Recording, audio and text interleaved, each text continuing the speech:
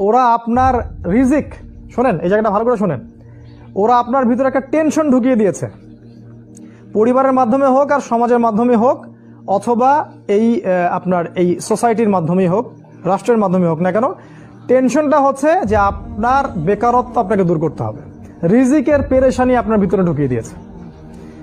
প্রতিটা যুবককে জিজ্ঞাসা করেন, দেখবেন পেরেশান যে খাবো কি আর জীবনে করবোটা কি। দেখবেন মানে ভাবখানা এমন যে ও যদি 5 ওয়াক্ত নামাজ পড়ে, কোরআন তেলাওয়াত করে, রোজা রাখে, আল্লাহর হুকুম সব মেনে চলে, হ্যাঁ খুব মুত্তাকি মানুষ, পরেশগার মানুষ, কিন্তু বেচারা একটা ছোট মুদির দোকানে কাজ করে, বেচারা একটা ধরেন সবজি বিক্রি করে বা হালাল কোনো কাপড়ের ব্যবসা করে, ওর ভাবখানা এমন জীবনটাই নষ্ট হয়ে গেল, আমার জীবনে কিছুই করতে পারলাম না, কি করলাম জীবনে, নিজের পায়ে দাঁড়াতেই পারলাম না।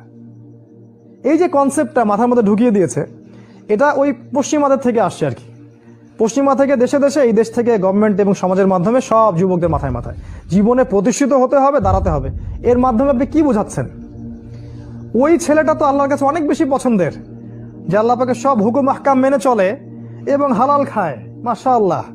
আল্লাহ পাক তাকে সত্যবাদী নবীদের মর্যাদা দিবেন ইনশাআল্লাহ। একজন যে ব্যক্তি সৎ ব্যবসায়ী, সে ব্যক্তি নবীদের কাতারে থাকবে কিয়ামতের দিনে। দুনিয়াতে আপনি তাকে মনে করছেন যে এ হচ্ছে কিছুই করতে পারলো না জীবনে, নিজের পায়ে দাঁড়াতেই পারলো না, জীবনটাই ধ্বংস হয়ে গেল। এই যে চেতনা, রিজিকের টেনশন, খাবো কি, কি করব, মানে কোথায় গেলে একটা ভালো চাকরি পাবো, কোথায় গেলে একটা ভালো ব্যবসায়ী